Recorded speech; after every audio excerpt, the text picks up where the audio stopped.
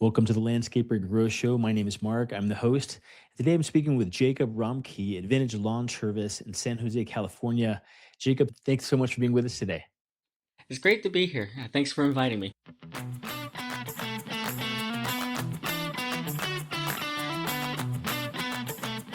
Yeah, so it's been great talking here before the episode already. I'm just loving the story. I'd love to hear from you just the kind of the services that you provide for your customers in San Jose. Yeah, so we provide a number of services. So we focus mostly since the beginning on maintenance, and we avoided anything else besides the mow and blow, the bush trimming type of services on the every week and every 2 week service. And after a couple of years of growing and having two full routes of that, that's when we started offering hourly one time cleanups, irrigation repair, and moving into more specialty items like lawn aeration and lawn repair, services like that. Fantastic. Man, that is so interesting. So you started the business by only focusing on the maintenance pieces of lawn care and none of the kind of project work. Is that right? More or less, yes. The first year, I started the business out of high school. So 2019, I graduated a week later, the business was there. And the first few months, most of what we did, since it was, May, June, and July, they were only cleanups. And so we cleaned up on all of those. We took as many as we could, and then September hit, and there was nothing for us. And so my brother and I stood there and had no work with cleanups. And so I guess you could say we started with cleanups and then moved into maintenance. Our thought process was a subscription is there. It's people might cancel Netflix, but overall, thousands of people are going to keep Netflix throughout the year. Mhm. But things like with maintenance, it's we can have that promise that we're going to have work in November, in December, and January when a one-time cleanup is not happening. Irrigation repair, the irrigation's been turned off for months, and no one's getting their lawn aerated. Their lawn is, just almost dormant with the Bay Area weather. So maintenance is the thing that kept us afloat throughout the full year. Wow, that is amazing. What percentage of the business these days are maintenance contracts, whether contracts or not, but are our maintenance, clients versus project work? I would say that the maintenance itself is more than 50% on our best months and probably closer to 75 to 80%. We very much are focused on maintenance. I see. Okay. And then you guys have got, I mean, talking with you here, Jacob, before the show and doing the research. I mean, you guys are great young businessmen. I mean, your brother Ryan and you co-own the company, run it together. You tend to be, more kind of front facing here on interviews and this kind of thing. But you're clearly very, very smart. And I love the story of everything that I've heard so far, on the show, but also off the show before we talked. You guys have collected an amazing amount of positive reviews in the 6 years you guys have been in business, or so 6 7 years. How have you done that? I mean, certainly you guys have done amazing work, but there's a lot of companies that do really great work that have got a tiny fraction of reviews. Obviously these are all honest reviews from customers. So what have you done to create that, all that kind of goodwill that really shows in that kind of proof in the form of reviews? Well, the first thing would be I'm absolutely obsessed with those numbers. I have in my notes app probably 15 or 16 pages listing out the month we've gotten every review, what our star rating is, all the way down to the 10,000th place. So I'm very obsessed with it, and it's a problem. My brother's annoyed with the stats. He doesn't want to look at them anymore, and I understand that. But no one needs to do that to have a lot of reviews. Not at all. This is very much a personal obsession. Mm. But there's a lot of very, very simple ways to see reviews grow. One of my best friends, he was the best man at my wedding. He's a contractor, and just having a couple of these tips for him, he went from having 12 reviews in 3 years to adding 60 over 2 years. And he grew big time with just in the review section. And things I would recommend would be to have every listing you can that's free. Grow anywhere you can. You can have a free Yelp listing. You can have a free Google listing. And if it's free, it's at the worst, it does for you nothing. And at the best, it gets you a lot of free work. And then at the end of every job, one thing I've trained all of our crews to do at the end of a one-time cleanup, at the end of a irrigation repair, any of the one-time projects specifically, we meet with the customer, we talk to the client face to face, we show them everything we've done, demonstrate the working irrigation, the clean landscape, whatever the situation has. And then we ask, is there anything here? Do you see anything in your yard that would stop you from leaving a 5-star review? The goal with this question, it might seem like a bit of a confusing question, but we've not had that situation with clients where they're going, what does that mean? The goal with it is it's a lot easier to get a no from people than a yes, because a yes feels like you have to pull something from them, when a no feels like they're in control still. It's one of those fun psychology things. So you ask them, are you willing to leave a 5-star review? They go, yeah, yeah, it's not as dominant. But if you say, do you see anything here that would stop you from leaving a 5-star review? It's already putting them in the place of, yeah, I got to do this because, yeah, there's not a single thing here I could think of that's bad. And so it's so quickly they go, no, no, you guys did great. That's Or so great. the best opportunity there is they've already noticed the thing that they hate and that they're upset about, but they're not really willing to mention it until you bring it up. And so they go, actually, yeah, my main request was that bush over there, and I don't think you guys have touched it. Oh, we missed that. Let us go get that right now. We're not even going to add that to the timer. We're not going to add that to the bill. Let us just go take care of that. That was something that we need to take care of. Clean it all up. It takes us 5 minutes. It saves us from a 2-star or a 1-star because people will leave a 1 or a 2 for something that small. And that quickly you get a client from, oh, they were interesting, I'm not calling them back, to, oh, yeah, that's my company now. Wow, that is fantastic. That is great, guys. If you're listening to this interview, watching this podcast here right now, go back and rewind this. This is powerful, powerful information here. A major gem that Jacob just dropped here. Do you see? Walk through. After the punch list is done, after all the work is complete, say, do you see? Stand there with the homeowner. Say, do you see anything here that would stop you from giving us a 5-star review? I love that. I wrote down that question.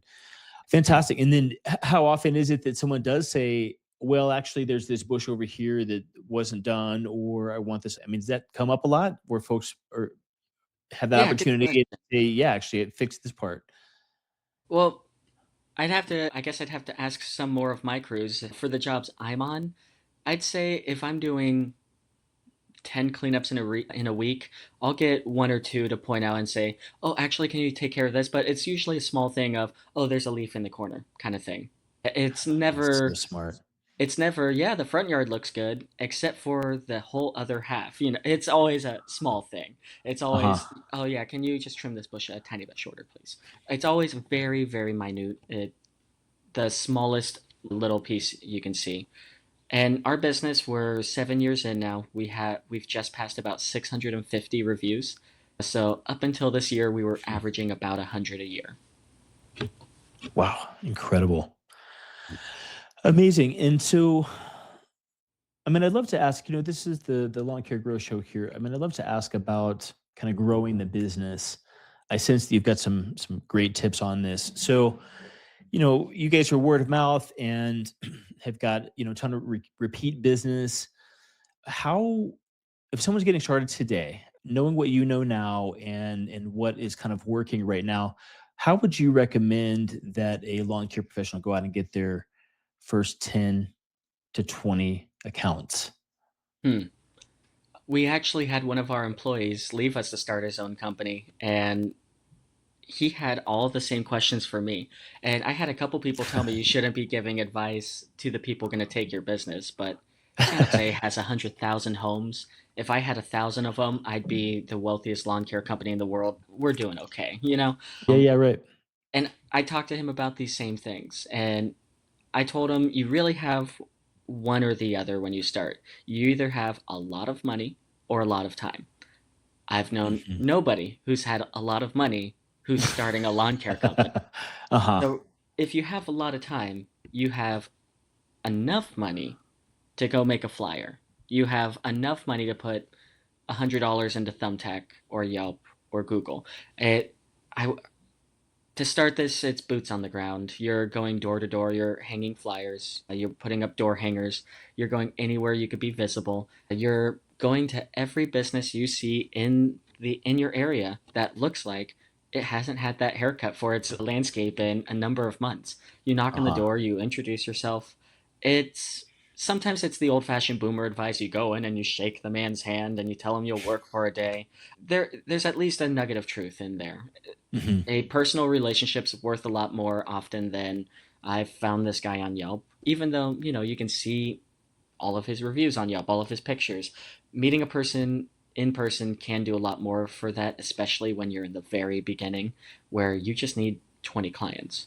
For us, it I actually got we got on Thumbtack a that's what grew our business right at the beginning. We were advertised for Home Advisor. I looked into it. It didn't look like it would work for an 18-year-old's budget. And Thumbtack said, yeah, pay for a lead. You hate it, stop paying for leads. Pay for 2 leads. If you like it, go pay for 3. And so Thumbtack was, at the very beginning, a lot easier to work on and work with. It was in our budget. I spent my last $40 I had in my bank account on leads, and I got 4 leads that actually signed up. And I told my dad, I was like, I have $23 in coins that if I need food, if I need gas, I'm paying for it out of these $23. And I went out there and I got like 730 is the number that I got from those 4 jobs working by myself that one day. And I was looking into possibly working security. I was looking into other jobs. My dad said, if Thumbtack worked this great for a day, like, give it another couple days and see, maybe this is the path you need to go for the time being. And yeah, here we are 7 years later. Wow, that is fantastic. Amazing. Great. And then Jacob, I mean, you guys are moving into some more kind of specialized services these days. Is that right? I mean, talking about like lawn aeration. How does that kind of fit in here? You've got these, it's a big portfolio, it's a big kind of book of kind of maintenance business, but you're moving into some of these more specialized services. Kind of why are you choosing to do that, and what's the thinking there? Yeah, so with something simple like a maintenance service, you will always be competing with the lowest price to some extent. Now, you should never try to price your service by the lowest price. That's the fastest way out of business. But anytime you go up there and you say, "Hey, it's $75 for a every 2 week service," or it's $75 this visit, 75 the next, and we'll mow your lawn, we'll trim your bushes, we'll clear the weeds, we'll spray the weeds with organic weed killer, we'll blow off the walkways, the customer very often will say, my last guy was charging me 40. My last guy was charging me 50. What we were charging for every 2 week maintenance 6 years ago, I've had people ask me if I could charge that same price for weekly maintenance now. It The chuck in the truck, if he goes out of business, another chuck will replace him. And there will always be a lowest bidder out there for any service that is as simple as buying a couple tools and getting into it. Uh-huh. So we started moving into more specialty work. One such thing would be aeration. Instead of competing with 100 different gardeners between Yelp, Thumbtack, Google, and just out there on the street, instead of competing with 100 people and competing with homeowners themselves, because they could just go buy a lawnmower or a weed whacker and they could learn pretty quickly what we do.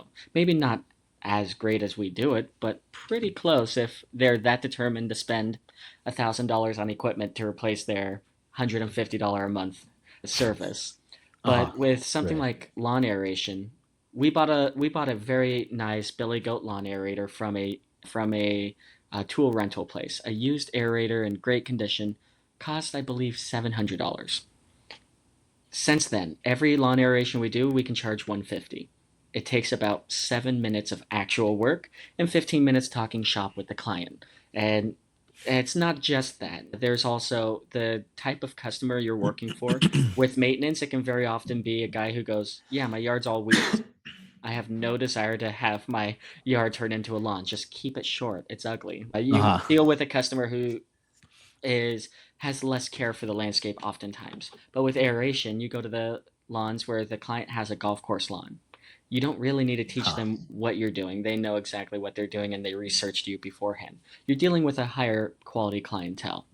Hmm. And as I said, a 7 minute service, I think we made back the money we spent on the aerator in the first week. And the only difference between aerating and lawn mowing, as far as the learning curve for a technician, would be it's it's almost the same as lawn mowing. The difference is you got to watch for the sprinkler heads a little bit better for the ones in the middle of the lawn.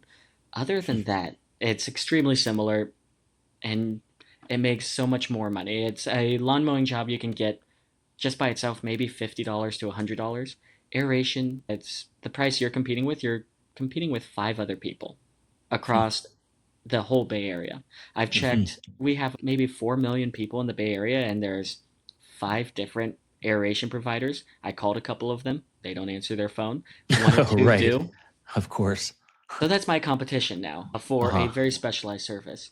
There's another specialized service we're also getting into where it's the Bay Area cares about organic. They care about safety. Mhm. They don't want a weed killer put down that's going to affect their dog, affect their children, affect them. There's one service that we were looking into providing. It's a boiling water weed killer. It's a specialized machine that heats Okay. water up to near boiling, mixes it with a foam. So when you spray the weed, it cooks the weed immediately, kills it in seconds, and then within 30 seconds, it's just water on the ground. No It's kidding. safe for a dog to come up and drink it, safe for a child to stick his hands in it. And this would be a big thing for school systems. You could be killing weeds, spraying weeds while kids are out in the playground. And the Huh. only thing you have to say is don't touch it while it's steaming, Uh-huh. while all of the stuff's on the ground. This is a specialized service. It's not cheap in itself. The machine, if you buy it new, it could be anywhere between $20,000 and $30,000. Hmm. But every service you provide could cost about $30 an hour just for materials and everything. And the service itself can charge upwards of 2 and 300 for a hour and a half, 2 hour spraying. If you Man, I got the love it. right clientele, you'd pay for it within a month. Pay for the machine within a month. Yes. That is awesome. Jacob, that's so cool. I mean, here in the future, I mean, there's the whole, I love this focus on lawn care and the kind of lawn maintenance side and really the lawn side of things. Of course, there's the landscape side and there's the, kind of hardscape, landscaping side and the hardscaping side. Do you have any plans in the future? Would you guys potentially bring some of that in, incorporate some of that for, some deeper coverage, or is like staying really narrow in the lane with some of these also specialized services working perfectly for you guys for the midterm at least? I can say the competition has gotten more difficult for maintenance. That has been a tough thing. I Mhm. wonder if some of it is just current economic situations, if or if some of it's just there's been an influx, at least in our area, of more competition for it. The main thing we're looking at, I'm not looking at providing bigger services, more specialized, yes.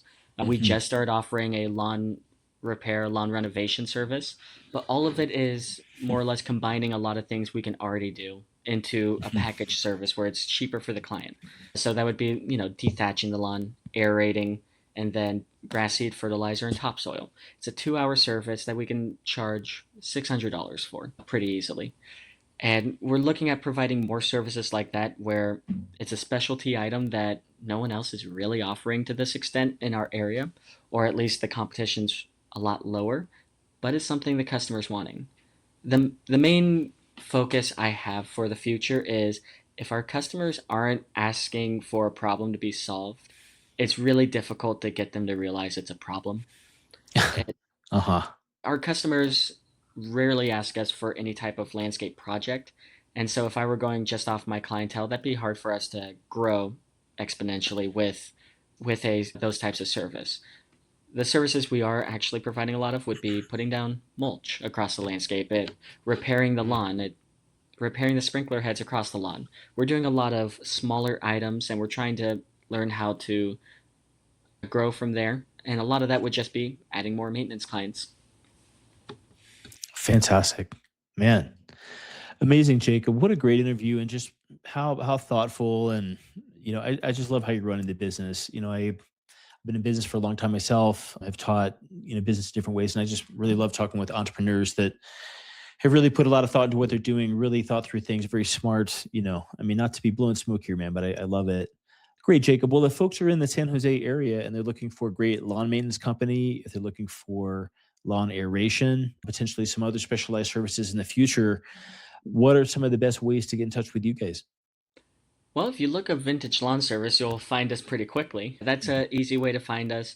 If you'd like to get a hold of me directly, you can find us on Instagram, either at Vintage Lawn Service on Instagram, or you can just reach out to me. That's Jacob Romkee. Go ahead and direct message me any question you have.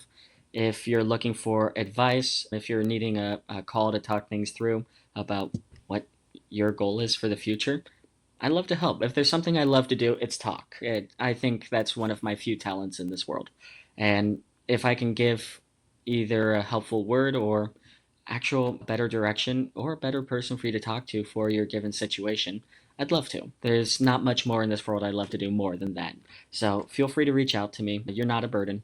And yeah, let's make sure that anyone who's listening, that your business is able to grow, you're able to take care of your family, you're able to take care of yourself, and if you end up with employees, you're able to make sure that they're able to take care of their families as well. Yeah, fantastic.